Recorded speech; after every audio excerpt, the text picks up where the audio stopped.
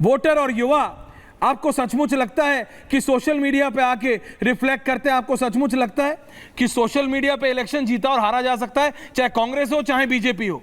ओमकारेश्वर जी बताइए। Social media पे election जीता और हारा नहीं जाता है, लेकिन सोशल मीडिया ये बताता है कि जनता का रुख कितना है। डिजिटल इंडिया के जमाने में आजकल अधिकांश लोग मोबाइल फोन पे हैं, सोशल मीडिया पे हैं और वहीं अपनी आवाज रखते हैं, वहीं अपनी बात रखते हैं। आप ये एम्पावरमेंट तो इस देश में और दुनिया में हुआ है और इससे सरकारें बदली हैं दुनिया में। हम लोगों ने ये देखा है कि सोशल मीडिया के कारण कई देशों की सरकारें बदल गई। तो ये social media is the real pulse. अच्छा, इज द रियल पल्स कितना परसेंट है? इसी पे पोल खोल दो शुभम, एक जरा सोशल मीडिया पे ही पोल खोल दो और जनता को जवाब देने दो। सुधांशु त्रिवेदी जवाब दे रहा है, फिर मैं वापस आ रहा हूं। अनुराग जी आ रहा हूं वापस। हाँ,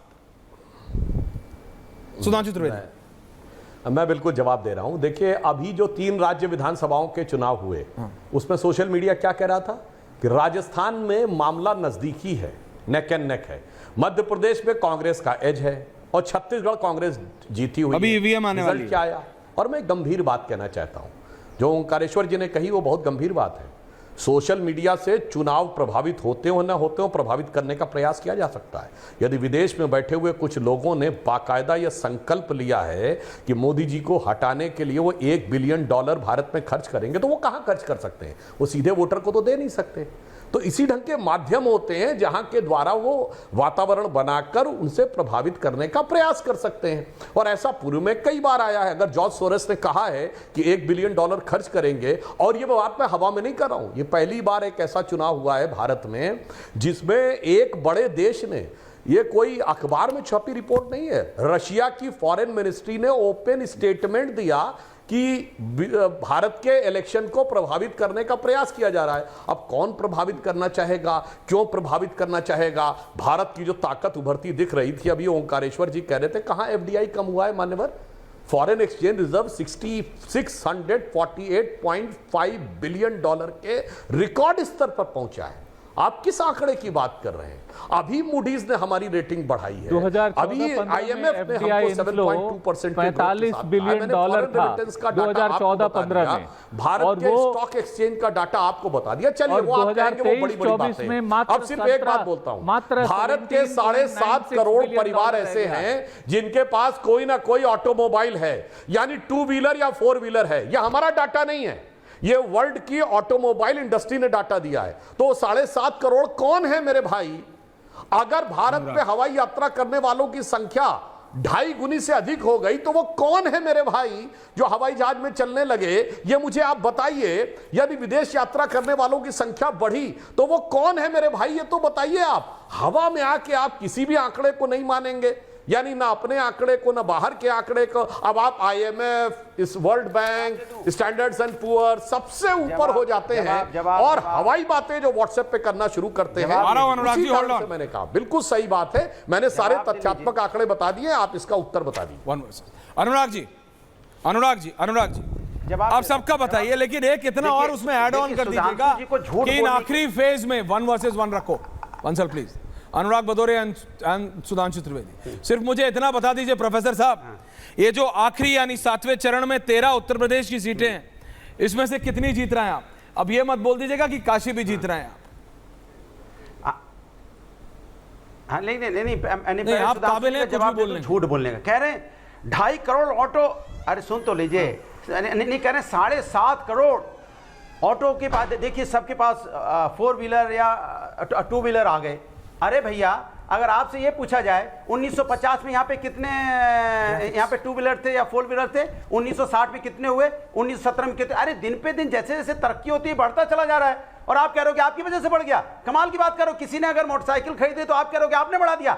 मैं आपसे पूछता हूं, ये बताइए 2014 में कितने थे? आपने कहा ना 7.5 करोड़ बढ़ गए। कमाल की बात कर रहे हैं। ये बताइए ना, आपने नौकरी कितनी खाली? 30 लाख नौकरी तो अभी यहाँ पे गवर्नमेंट सेक्टर में जो आप पूरी नहीं की, आपने खाली रखा हुआ है। और 7.5 करोड़ किसी ने व्हीकल खरीदा है तो कहता है आपकी वजह से बढ़ गए। कमाल की बात करें। दूसरा कहे 2.5 गुना यहाँ पे अधिक वो हो गया, क्या 2.5 गुना महंगा? अरे कमाल की बात कर रहे हैं आप। क्या बोलना चाहते हैं आप जो देश जो उन्नति खुद ब खुद करता है, रूटीन में कर रहा है, या आप बोलोगे कि हर बात को अपने ऊपर ले ले तो आपकी वजह से हो गया? आपकी वजह से महंगाई कम करते तो जानता आपने 205 लाख करोड़ का कर्जा देश में ला दिया, जो 10 साल में मात्र 50 लाख करोड़ था। तब तो जानते हैं आप 50 लाख से 10 लाख करोड़ रुपया ले आते, तब तो कहते हैं आपने उन्नति की है। डॉलर यहाँ पे जो यहाँ पे जब आपकी सरकार थी 60-62 रुपए थे, 60-62 रुपए था, 83 रुपए हो गया। उसकी जिम्मेदारी लीजिए ना। कमाल की बात कर रहे हैं आप। जो पब्लिक खुद ब खुद अपनी उन्नति कर रही है उसको अपने ऊपर ले लेते हो। जैसे आपकी तो बातें अच्छी होती है। एक बार मैं इनके साथ डिबेट कर रहा था, रानी लक्ष्मीबाई की बात करने लगे, तब मैंने इनसे पूछा था उसमें भारतीय जनता पार्टी का योगदान क्या है। 7.5 करोड़ का अगर ऑटो इंडस्ट्री, अगर ऑटो बड़े भी हैं, यहाँ पे लोगों ने 4 व्हीलर 2 व्हीलर खरीदे हैं, आपका योगदान क्या है जरा बता दीजिए उसमें। आपका तो योगदान जीरो है ना, क्योंकि आपने रोजगार दिया नहीं। आप रोजगार देते तो मैं मानता कि आपने रोजगार दिया है, कि आपने काम दिया तो उस वजह से उन्होंने खरीदा। अरे आपको जो डाटा देना दीजिए ना कि आपने कितना रोजगार दिया, महंगाई कितनी कम की, वो मत दीजिए। आप ऐसे मत बताइएगा महंगाई दर बताइए, महंगाई दर बताइए। ये लोग थक चुके हैं आपकी महंगाई दर सुन के।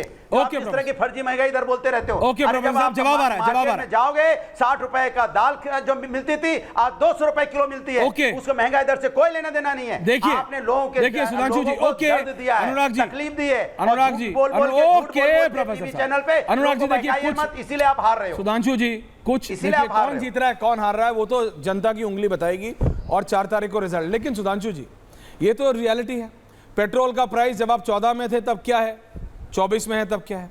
दाल का, चावल का, काली दाल का, पीली दाल का, मेरे को सॉरी ज़्यादा नहीं पता, मूंग अरहर, मैं सच बता रहा हूँ, मुझे नहीं पता। जो माता जी बनाते हैं मैं खा लेता हूँ, लेकिन मैं रियलिटी बता रहा हूँ। जनता से आप बात कीजिए, महंगाई है। अब आप बोलेंगे अंतर्राष्ट्रीय स्तर पे महंगाई बढ़ी है।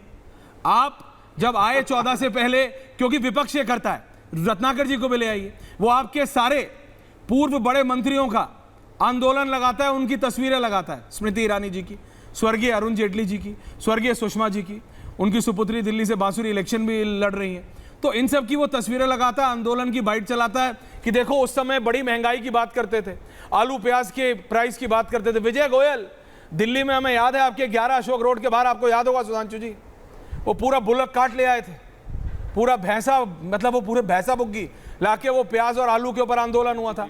अब उनका प्राइस क्या है? तो अब अगर आप बोलेंगे कि वो इंटरनेशनल वजह से है, तो कांग्रेस भी बोलेगी भाई उस समय भी तो वही था, चीजें बदल रही थी। आ रहा हूं ओमकारेश्वर जी आपके पास। मैं एक लाइन सिर्फ, अब मैं जवाब दे दूं? आप प्लीज, उसके बाद आप बोलिए। सिर्फ एक लाइन जवाब दे दूं सर, एक लाइन इनको जोड़ने दीजिए, फिर बोल लीजिएगा। कि जैसे मैंने शांति से सुनी, एक लाइन ओमकारेश्वर जी की जोड़ लीजिए, फिर जोड़ लीजिए। बोलिए। सुधांशु जी, सिर्फ एक लाइन जोड़ना चाहता हूं कि हमारे यहाँ जो आंकड़े तय होते थे पहले, वो इनकम के आधार पर तय होते थे। अब आपने और नीति आयोग ने इसको बदल के खर्च के आधार पर, जो आपने कहा ना कि वो ट्रैवल कर रहे हैं, ये गाड़ी ले जा रहे हैं, इससे जा रहे हैं, इसके आधार पर ये आपने चेंज किया है, जो वर्ल्ड कम्युनिटी को, जो एक्सपर्ट्स हैं, उसको स्वीकार्य नहीं है। आप आंकड़ों से भागते। दरअसल आपको ये बताना चाहिए कि देखो हमने इतने रोजगार दिए, स्किल डेवलपमेंट इतना कर दिया, एजुकेशन आप कह रहे थे 2 कॉलेजेस पर डे बनाए जा रहे हैं, आप 2 कॉलेजेस पर डे उस समय से अभी तक जोड़ लीजिए कितने कॉलेज होते हैं, कितने बने हैं। तो रियल आंकड़ों पे, और वर्ल्ड आपके आंकड़ों पे भरोसा नहीं कर रहा, हिंदुस्तान ही नहीं। और जब हमारा अप्रोच ये होता है कि हम आंकड़ों के साथ फजिंग करें, तो जनता उस पर बिलीव नहीं करती। जवाब ले रहा हूं सर।